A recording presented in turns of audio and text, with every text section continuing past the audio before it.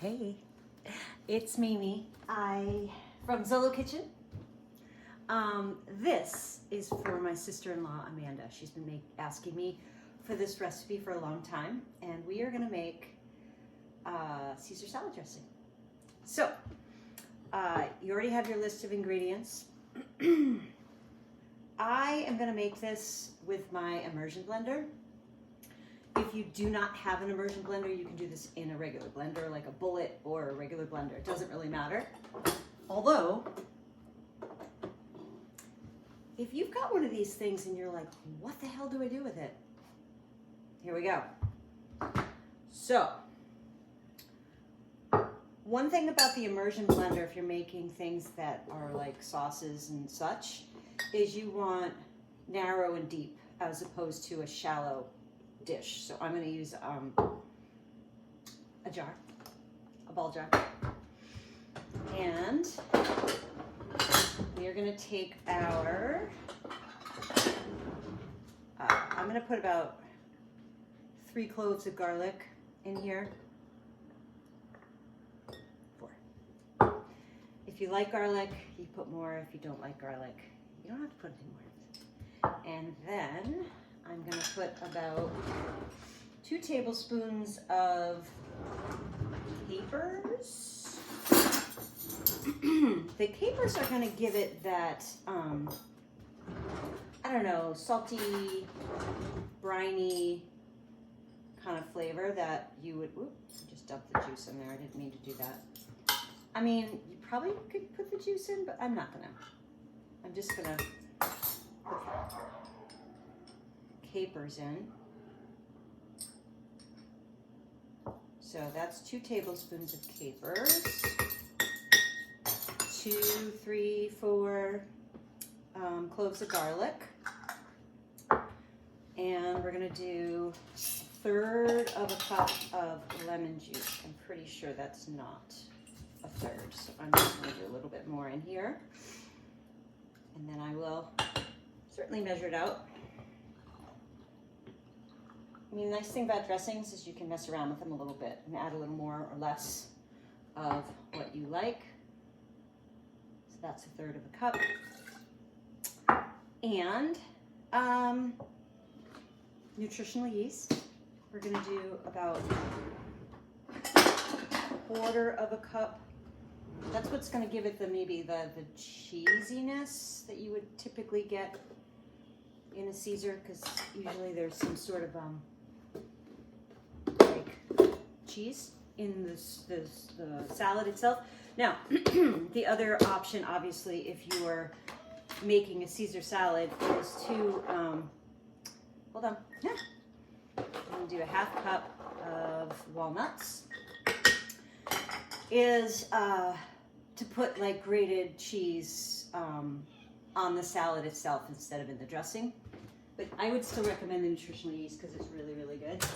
And I am totally hooked on, do I have any, the Follow Your Heart Parm. It's excellent. So just keep that in mind. Okay, where were we? I found, whoop, sorry, just got something stuck in here. I found a vegetarian, well, vegan really, Worcestershire sauce. It's called Lord Sandy's. I don't know. I found it in this random supermarket and I bought like 4 bottles. There's no junk in it. It's great ingredients. So we're going to do 2 tablespoons of that.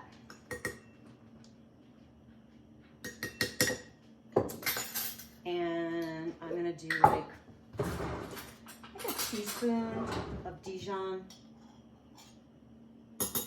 Dijon is or mustard in general is like an emulsifier. So it kind of pulls things together, but also adds a nice flavor. And then we're going to do 1 cup and 1/3 of good quality olive oil. It's going to take forever because it's in one of those little poury things. That's okay. Maybe you're getting organized with whatever you're doing there. And yeah, so anyways, I also am going to add as an optional ingredient about a couple tablespoons, which is 1/8 of a cup of Vegenaise. That's just going to make the dressing more creamy. It's not required. I think it's delicious without it, but I think it adds a little bit more of that richness that I think a traditional Caesar salad dressing has egg yolk in it, I think. So I'm thinking this is sort of an eggy kind of situation here where we got the...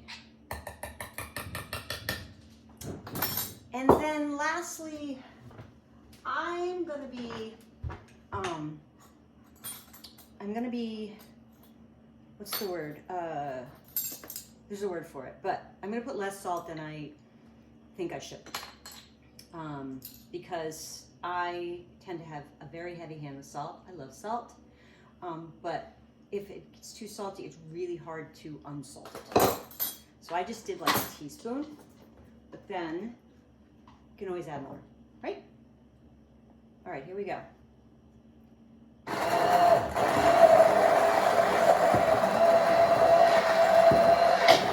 thing is amazing. I love it. I mean, obviously you can do soups and stuff with it, but I really like, look at that.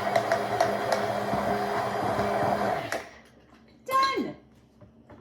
That is so quick, easy.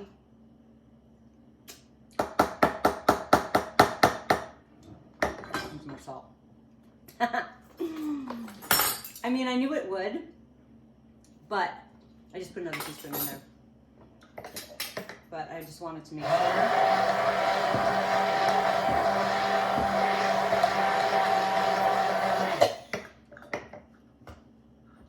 are we doing? Yeah, good. Okay, so this is definitely on the lemony side. If you like less acid, you can certainly take that lemon juice down to a 1/4 cup. The lemon will really come through because it's got that tart brightness. But pretty straightforward. And then you can play with whatever flavors that you think would be good. I'm actually going to throw in another tablespoon of capers because I'm just not getting that brininess that I want. So let's say I'll put this in the instructions, 3 tablespoons. And I'm gonna do another tablespoon of the Worcestershire sauce. Sometimes I get kind of like, where I just can't stop and screw around with it. So,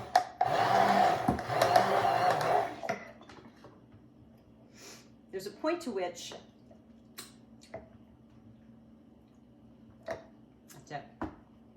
there's a point to which you just got to let it sit, right? Because if you keep tasting it, you're not going to be able to be like, ah. So I would say, pop it in the fridge, let it mingle, let all the flavors combine, and then try it again. And if you want more salt, or more sweet, or more tart, you add a little more of any of those things. If you like to balance it with a little sweetness, you could always put like a little, really small amount of agave. I wouldn't do too much, it would really overpower it. Maybe like a teaspoon or less if you want a little bit more of that balance. But yeah, it's delicious.